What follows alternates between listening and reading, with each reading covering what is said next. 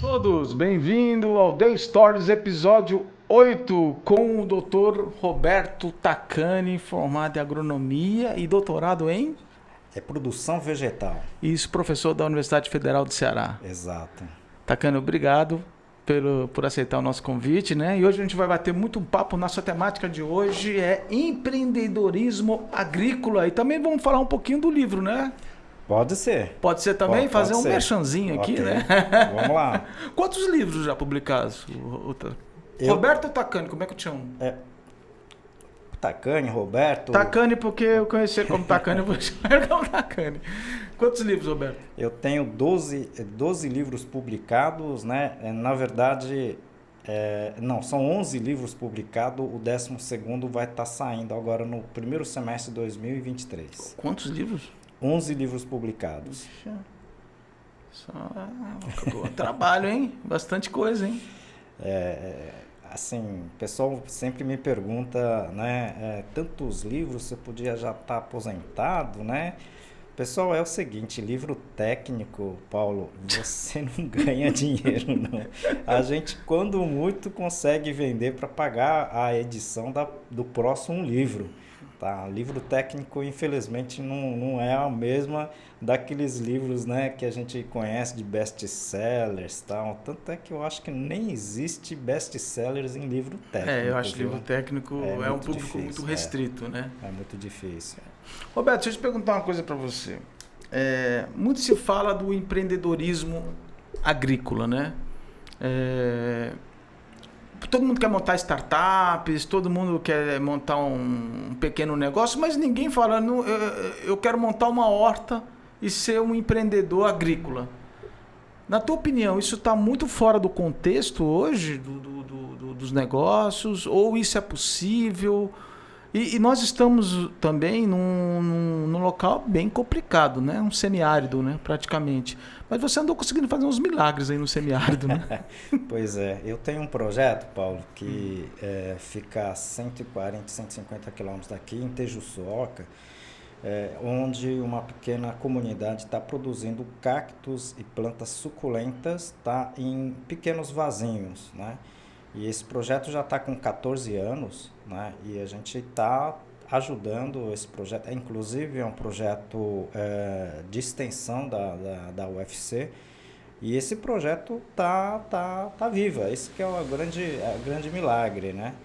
No caso lá, como é semiárido e assim, a gente tem um problema muito sério de qualidade de água, que é a água salobra, né? Quando começa a ter a estiagem, por exemplo, agora, né, até dezembro, a água começa a ficar salobra, né? Então, isso interfere diretamente na sobrevivência de algumas espécies.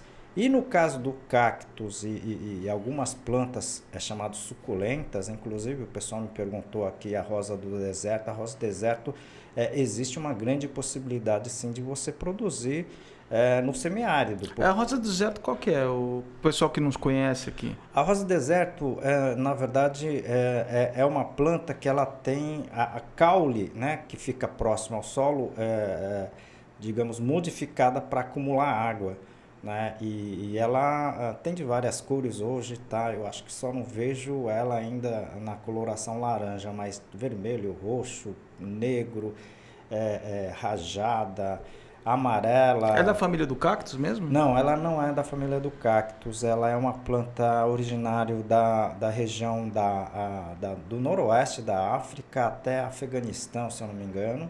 Ok? São plantas nativas de lá e elas, na verdade, têm uma floração muito bonita, né? Então, por isso que o pessoal, digamos assim, adotou ela como uma das principais plantas, digamos assim, de localidades mais secas, né? Então, é uma planta que está indo muito bem aqui no Ceará, né? E a gente já está começando a fazer esse trabalho lá na comunidade também com essa espécie, né? Mas Paulo, porque essas espécies aguentam essa adversidade, tá? Mas no momento que você tem água de um pouco melhor de qualidade, você pode trabalhar com qualquer cultura, tá? Então a gente vê situações assim em Israel, né? Não precisa ser Israel, mas desertos de várias localidades. Existem aquíferos aqui na região, pequenos aquíferos ou lugares onde tem água salubre que dá para a gente investir nisso? Olha, em empreendedorismo agrícola? Água salobra a gente sabe que existem aquíferos de águas salobras, tá? Mas você com tecnologia digamos assim, de pouco uso, né? Sistema, digamos assim, de rega de pouco uso, você consegue produzir mesmo quando você não tenha uma grande quantidade de água disponível, Paulo. Então, são exemplos que a gente vê, né, em Israel, própria Espanha mesmo, que tem localidades com problemas nesse sentido. África, vários países da África que a gente tem visto. Existe essa possibilidade. Agora precisa se trabalhar em cima dessas tecnologias, né? Então o processo de salinização para a agricultura é inviável economicamente ainda, né? Olha, da salinização, hoje com a tecnologia que a gente tem, pelas informações que a gente tem, o custo ainda é muito elevado, por isso que não há esse tipo de, digamos assim, de avanço nessa área, né? Quais são os lugares hoje no Ceará que seriam mais propícios para trabalhar? Olha, eu acho que se a gente for falar em termos de hortas, né, até mesmo fruticultura, tá? Você poderia trabalhar em qualquer área que fosse, por exemplo, na região, na parte sul do Ceará, na região de Cariri, eu acho que não teria problema nenhum, tá? Toda essa parte litorânea, tá? Até a parte das serras você poderia trabalhar tranquilamente. Agora, o sertão propriamente dito, eu acredito que seja um pouco mais complicado. Mas existe a possibilidade. Mas tu escolheu Tijuçuoca, né? Por que tu não foi no lugar onde que tinha água, pô? Não, isso aí tem uma história, né? Porque o pessoal de lá conhecia alguns alunos, né? E foi feito assim um encontro ocasional, tá? Eu tava inclusive numa das associações coligadas ao UFC, e nessa conversa, né, porque a minha área original é floricultura. Exatamente. Então, eu ia entrar nessa pauta depois. Como é que você deu essa virada? Porque eu me lembro que você tem vários livros falando sobre orquídeas, né? Isso. A minha maior especialidade é orquídeas, né? Isso. E você trouxe nessa tecnologia aqui para o Ceará, né? Trouxe, e a minha maior frustração é essa de não ter conseguido implantar um projeto social com orquídeas aqui no estado. E há condições para a gente instalar isso. Porque a orquídea tem um valor agregado maior, não tem? Sim. O único problema é que quem investe, né, tem que ter, digamos assim, um pouco de paciência, porque dependendo da espécie de orquídea, ela pode levar de 3 a 5 anos para dar a primeira flor. Nossa! Esse é o grande problema, mas existem também orquídeas que em 1 ano e meio você já tem ela florindo, e você já pode efetivamente já girando o capital, né? Mas tem um lado bom da coisa, né? Você consegue já planejar todo o mercado, toda a distribuição, todos os clientes já esperando para quando ter um período bom para você poder planejar isso, né? Na verdade, eu acompanho muito economia, né, Paulo? E a gente vê que quem quer investir já quer, digamos assim, já quer ter o retorno em pouco tempo, né? Então, isso na agricultura não existe. Não existe, né? Então, existem sim culturas que você consegue ter digamos assim, retorno do seu investimento em pouco menor tempo, mas a grande maioria é de 2 anos para lá, sabe? Hoje, então, seria o ideal, e se eu quisesse investir, por exemplo, em agricultura, seria o hortifruti, né? Eu acho que, no caso aqui do Ceará, vamos voltar aqui no caso do Ceará, né? Hortifruti seria, digamos, uma tendência mundial, porque no caso de agricultura de grãos, Ceará já está entrando nisso. Ah, o Ceará está entrando? Já está entrando Eu nisso. acabei de saber que, não sei quando é que foi, se foi ano passado, foi esse ano, o Brasil passou os Estados Unidos na produção de soja, né? É o líder mundial, né? Isso, já é líder mundial e eu acredito que em pouco tempo nós sejamos tanto celeiro como o campo de hortifrutis mundial. Não tem quem consiga bater a gente, não tem quem consiga bater a gente. Em termos de clima, em termos de água disponível, terra disponível, tecnologia entrando, né? A soja só chegou nisso devido à tecnologia, principalmente de maquinários agrícolas, né? Você sabe que existem tratores que já estão fazendo tudo sozinho, sem operador, né? Então, a gente já está atingindo essa tecnologia. Mesmo em hortifrutis, a gente está conseguindo chegar a um nível bem interessante. Hoje tem uma tecnologia israelense para o satélite que ele detecta até se tem praga, né? Onde tem praga, onde tem falta de nutriente no solo. Ele consegue identificar. Consegue detectar. Isso aí já é um programa antigo que eu já conheço desde 90, né? Já existe todo esse tipo de mapeamento, né? Por fotossatélites que já indica onde está faltando, por exemplo, o adubo fosfato. Caramba. Pela coloração? Pela coloração. Aí, gente, tecnologia. A Embrapa tem um papel fundamental, na tua opinião? Com certeza. Eu acho que, por exemplo, a soja, basicamente as primeiras variedades de sojas que entraram, né? Não digo só a Embrapa, mas ela teve um incremento muito grande, principalmente nas variedades de soja que hoje predominam, tá? Hoje nós somos líderes mundiais em soja, né? Um dia tu levou um alface, como é que era o nome daquele? A Carolina, como é que é o nome dela? Não, foram várias. Não, mas teve uma lá que a minha esposa ficou maluca, que uma alface. Valentina. Gente, ele fez uma alface. Valentina. Aí você... O bom do Tacani é que além do produto... É um produto orgânico, né?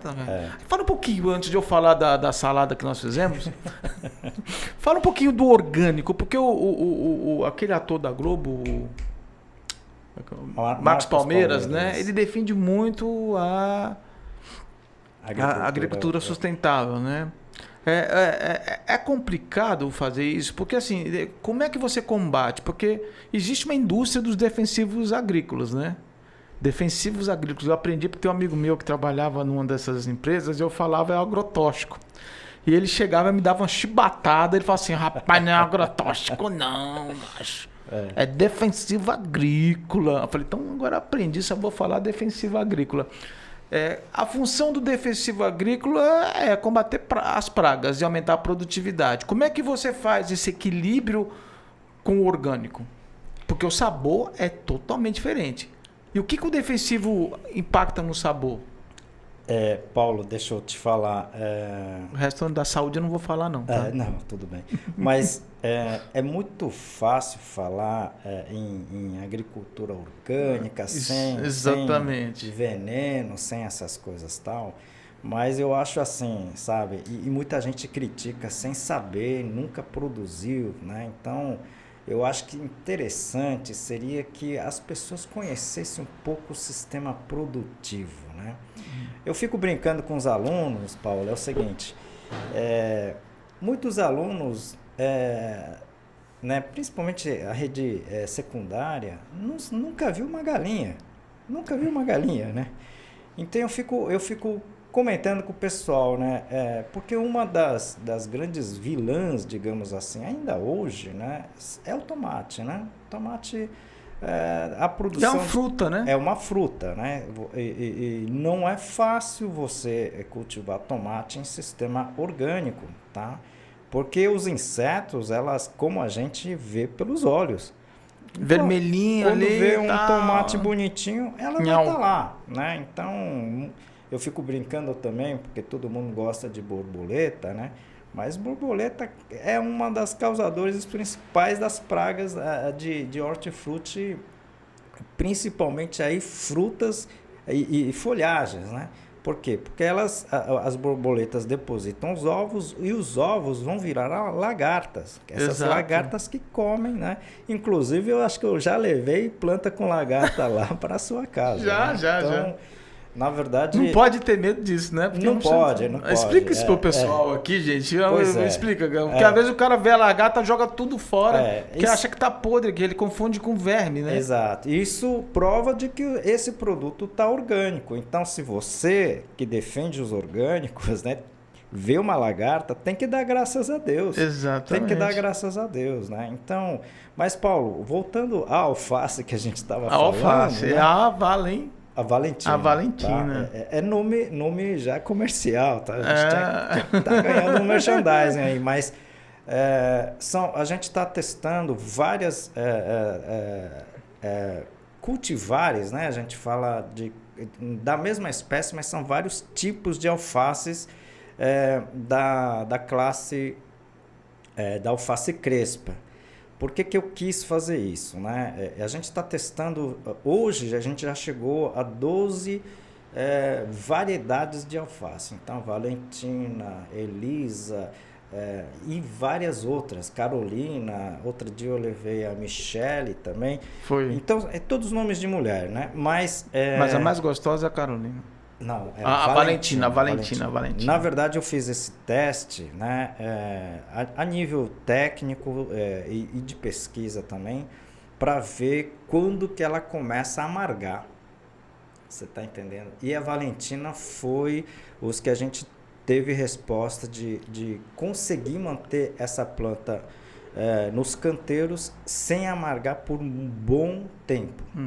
Mas assim, falando de amargar, você uma vez levou pra gente experimentar lá uns tomatezinhos cereja. Gente, não era um tomate, era uma cereja. Eu nunca comi um tomatezinho daquele tão doce na minha vida. Eu não sabia que o tomate... eu nunca experimentei um tomate que fosse doce, assim, doce. O que é? Essa semente como é que é manipulado isso? Tanto no alface como na cereja. É a manipulação genética ou é a manipulação de sementes mesmo? Troca? Como é que vocês fazem isso? Para as pessoas ficarem sabendo. Na verdade, primeiro, esse tomate cereja, ela realmente atinge um teor Brix, né? Que é, na verdade, o índice de doçura, digamos assim, falando bem simples aqui, até 9%. Então é uma coisa muito alta, quase, digamos, você está comendo uma uva, né? E elas, na verdade, são feitos cruzamentos, né? Que a gente chama de breeders, né? Que são os melhoristas, eles vão cruzando até chegar a esse nível de... Isso é nível microscópico? Não, isso é cruzamento. Cruzamento mesmo? De pólen com outra flor, entre espécies, até chegar nesse nível. Tá. Então, são variedades, não são transgênicos, tá? Que eu saiba, não são transgênicos, são realmente melhoradas, são sementes... Esse tomate que você consumiu é uma variedade japonesa, sementes que veio do Japão. Então, entendi. a gente plantou ela para um teste e vingou. Sucesso e total. Vingou. Sucesso total, né? Esse tomate já é comercializado no Brasil. Mas aqui no Ceará a gente não conhece, não conhece quem ainda esteja produzindo essa variedade. O nosso objetivo é mais pesquisa, né, Paulo? Mas o objetivo dentro da UFC é gerar sementes e depois achar empresas que adquiram essas sementes para os agricultores. Como é que funciona a pesquisa dentro da UFC nesse sentido? Não, a pesquisa dentro da UFC é o seguinte, a gente está testando, digamos assim, essas variedades para ver a viabilidade dessa variedade aqui no estado do Ceará. Ou seja, eu estou testando aqui para ver se essa variedade vai para frente. Certo. Ou produz ou não produz. A gente testou algumas plantas que não deu certo. Não deu certo. Por exemplo, só para vocês terem uma ideia, eu sou japonês, eu sou descendente de japonês, né? Então a gente testa muito verduras japonesas, orientais, né? E uma da que a gente testou, que eu fiquei muito triste, foi o do espinafre japonês deles, né? Elas, desse tamaninho aqui, tá germinando, elas emitiram a floração. Então, e ela tinha que atingir uma folhagem de pelo menos 40 centímetros. Poxa. Então, não deu certo. Mas seria por causa da água ou da terra mesmo? Não, é do clima. Do clima mesmo? É do clima. Elas são plantas de um pouco mais, digamos assim, necessita-se de um pouco menor temperatura na... Clima mais temperado? Assim. Exatamente. Então, não deu certo, eu fiquei triste, mas essas empresas estão fazendo esses trabalhos de produzir alguma variedade que seja propícia para nosso ambiente, nosso clima aqui do estado, né? Até então a gente vai testando, né? Então não é todas as sementes que a gente consegue produzir. Mas assim, por exemplo, no caso da Valentina, foi testado, a semente foi aprovada, eu aprovei. Você mandou um shoyuzinho, não falei da salada, Sim. ele mandou colocar com shoyu. Que delícia, pelo amor de Deus, muito boa. Aí, como é que... Eu sou o consumidor, aqui o pessoal que está assistindo o nosso The Stories é consumidor. Quando eu vou sonhar que a Valentina vai estar no meu prato? Olha, na verdade já está. Na verdade já está. Essa empresa, essa variedade Valentina já tem alguns produtores que já produzem. Que já passaram, estão consumindo essa pesquisa já. Isso. Agora, o que a gente tem percebido, né, que eu não sei se eu comentei com você, mas a nossa produção, a gente chegou depois do transplante, né, porque as sementes são plantadas em bandejas, que a gente chama de bandejas de células. Elas ficam em torno de 20 a 25 dias lá e vão para o campo. E quando a gente fala que vai para o campo, é transplante, né? Transplante no campo. Do transplante, tá? Aquela alface Valentina que você comeu estava em torno de 25, 30, 35 dias, tá? Por quê? Porque a gente está fazendo o teste, né, a nossa pesquisa em cima de sabor. Quando a alface atinge um limite máximo, ela emite o pendão floral. Ela fica na forma de uma árvore de Natal, ela não fica mais na forma do alface que a gente conhece. Isso aí, quando ela começa a emitir o pendão floral, ela começa a amargar. É um sistema de proteção da própria alface para que pragas não venham comer elas. Tá? Ela fica realmente muito amarga. Okay? Então a gente... Então tem uma linha tênue aí. Exatamente. Agora tem uma que a gente testou agora, né? Acho que eu deixei semana passada, ela já começou a amargar com 25 dias de transplante. Então, essa variedade... Tem que ser rápido, então. Essa variedade não serve pra gente. Não serve pra gente, porque ela fica muito amarga.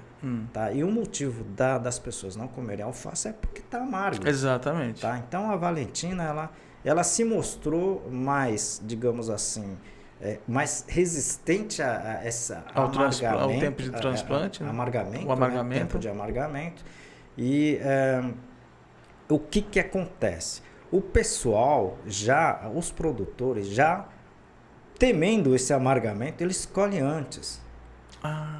Então, a alface que a gente vê, a Valentina no supermercado, né, nos hiper, ela é pequena. Né? É que você não vai no dia a dia comprar alface no mercado, mas ela é pequena. Mas aí o que é? Ter capacitação, treinamento? O que falta para eles poderem ter essa cronologia mais adequada? É essa informação que nós da universidade temos que passar para os produtores. Entendi. Esse é o papel, né? Esse é o nosso papel. Quer dizer que não é só a pesquisa, é também a gestão Exato. Então, só para você ter uma ideia, Paulo, o pessoal está colhendo alface com 25 dias, até 20, 25 dias, no máximo 30 dias, né? E o que acontece é que elas estão pequenas. E o que eu trouxe para você é uma alface com praticamente 35 centímetros de diâmetro. E não cabe, olha, para você ter uma ideia, Paulo, não cabe 10 plantas por caixa, aquelas caixas padrão do Ceasa. Não cabe. Enquanto que essa que o pessoal cultiva e comercializa é 25 plantas por caixa. O nosso não cabe 10, entendeu? Então, Muito, na verdade, eu não sei dizer então exatamente. Tem uma cultura também que tem que se mexer, tem uma logística nova também. Exato, tem tudo isso também que eu não estou colocando aqui, mas... Uma estrutura de acomodação Exatamente, diferente para uma agricultura mais sofisticada. Então qualidade tem custo, né? Qualidade tem custo. Não, justamente. Ontem eu estava conversando com uma das pessoas que a gente fornece alface também, só para cobaia, né? Que nem eu adoro ser cobaia. Essa pessoa me comentou que ela pega a alface do jeito que veio, né? É fresca, tá totalmente fresca. Ela coloca no saco plástico, deixa na geladeira e ela fala que consome essa alface durante 3, 4 semanas, né? Coisa que a alface que a gente pega no supermercado, quase a gente não consegue deixar de um dia para outro. Não consegue. Né? Então, a qualidade tem um preço. Já vai secando, já vai ficando pretinha, já não tem condição. Então, eu estava conversando com um produtor, né, que abriu esse espaço para a gente fazer esse trabalho. Ele falou, não, esse alface tem que sair mais caro. Eu falei, obviamente tem que sair mais caro, porque numa caixa cabe 10, 12 no máximo. Então, você tá, na verdade, enviando para o sistema de comercialização um número menor de alface, mas com uma qualidade maior. Então, não vai ser uma alface que vai ser vendido por R$1, R$1,50. Vai ser uma alface mais caro, né? Claro. Isso é óbvio, né? Agora, eu não sei se a população vai aceitar isso. Não, né? Mas é uma questão que eu acho que tem mercado... Né? Tem segmento para tudo, né? A gente é a mesma coisa a questão da indústria aeronáutica, né? Da aviação civil. Isso. Você não consegue viajar no Brasil com classe A. Você só tem econômica. Eu não conheço nenhum que você vai com classe A. Né? E será que se colocasse classe A não teria pessoas que iriam querer viajar de classe A? Então, eu acho que a coisa é porque se posiciona de uma forma. Para a gente finalizar... Takani, eu queria que você falasse um pouquinho desse livro aqui, como é que funciona, e tem inclusive esse livro aqui, ó, como é que é, Takani? Quem chegar aqui primeiro no Expert Space, nos estúdios da Expert Space, aqui é Avenida Dom Luiz 945, quem chegar aqui e falar o nome da nossa alface, como é que é, a Valentina? A Valentina. Quem vier aqui, ó, eu vim buscar o livro do professor da Valentina.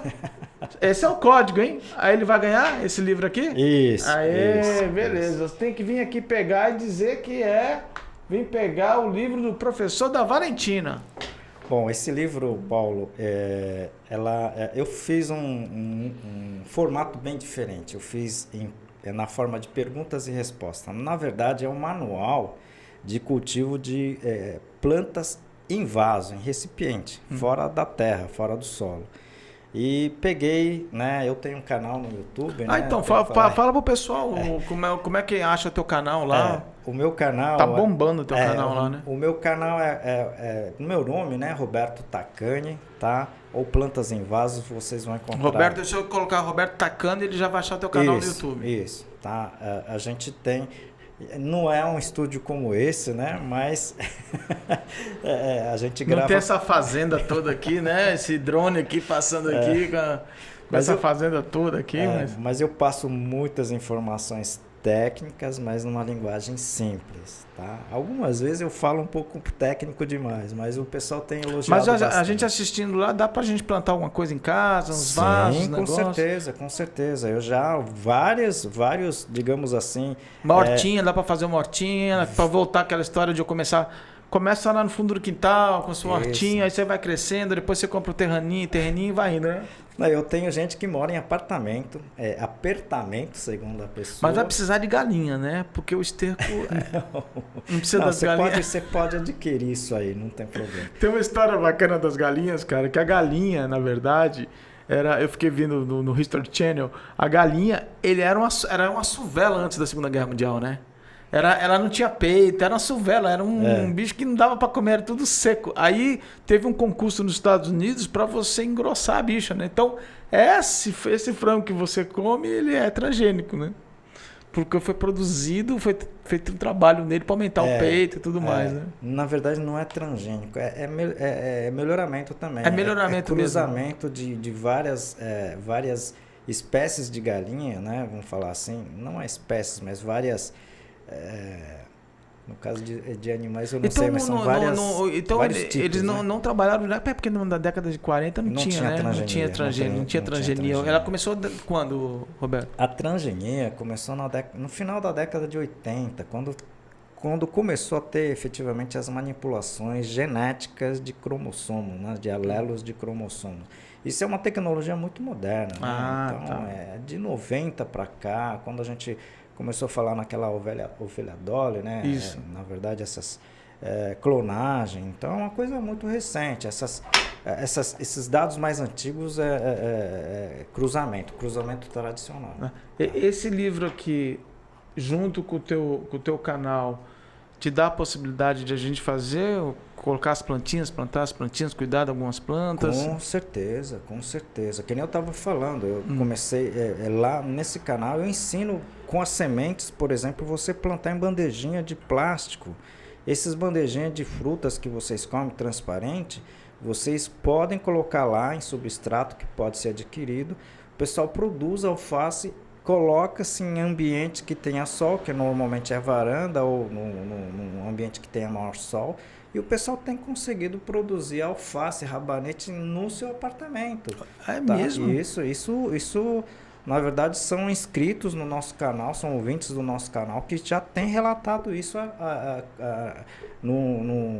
naqueles descritivos que a gente tem no canal. Então, aqui esse livro eu coloco 532 perguntas e respostas, tá? Divididos em sessões, várias sessões. Você falou do adubo, né? Do esterco de galinha. Eu falo, deve ter mais de 15 perguntas e respostas sobre esterco de galinha aí, tá? Então, que tipo de vaso, quando adubo, quando rego, qual ambiente. E orgânico?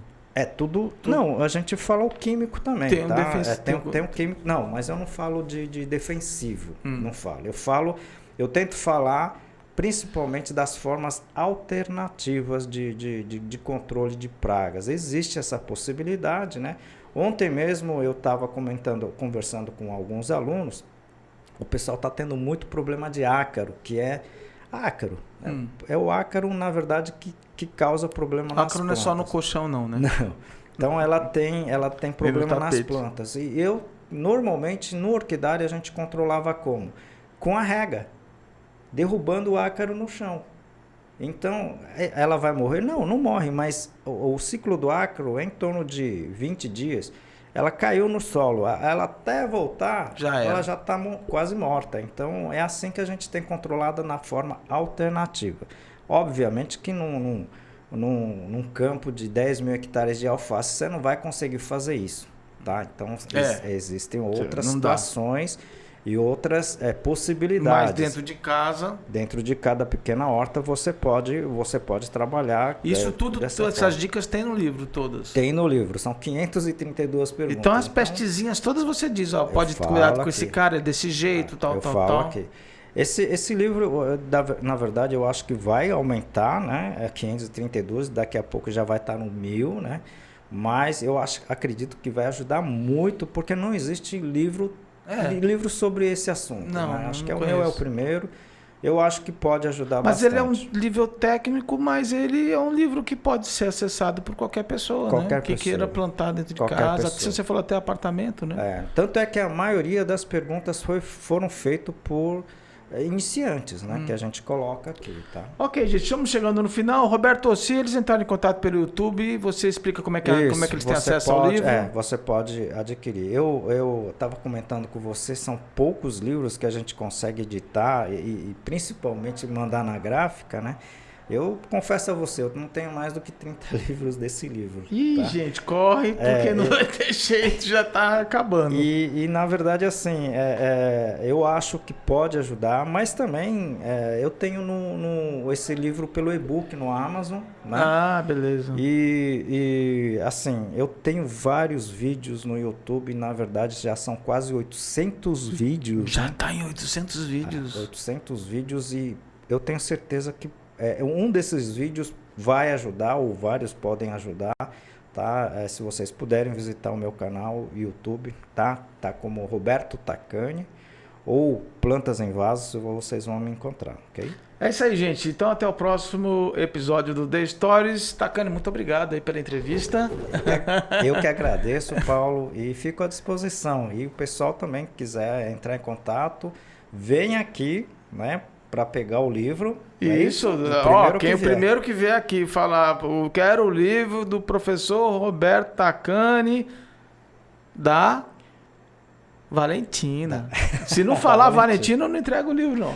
Até mais, gente. Até o próximo episódio. Tchau, tchau.